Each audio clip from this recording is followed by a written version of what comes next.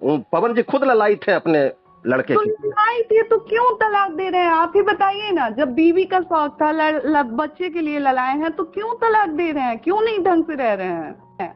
आप हाँ, पूछिए पवन जी से, आपकी बात होती है तो, कि ज्योति फोन कर रही है तो आप फोन उठा रहे हैं ज्योति का, आप मैसेज का रिप्लाई दे रहे हैं ज्योति का। आप पूछिए खुद, आपकी बात होती है ना, आप पवन जी से एक बार पूछिए कि आप ज्योति के फोन का रिप्लाई, फोन उठा रहे हैं, ज्योति के मैसेज का कॉल उठा रहे हैं। आप ना, मेरे साथ मेरा पति है, ना ससुराल है, ना कुछ है, ना कोई घर परिवार है। इससे बुरा मेरे साथ क्या होगा? आपके पवन जी के पास अभी भी ऑप्शन है अंकल, कि वो लाइफ सेट कर सके हैं। आपके पवन जी के परिवार की तरफ से ही हमें पता चला था कि वो जो भी उनका आगे जनवरी में जो भी वो होने वाला है, शादी होने वाला है। हम, मेरे साथ जो हुआ है हम आके बोले हैं क्या?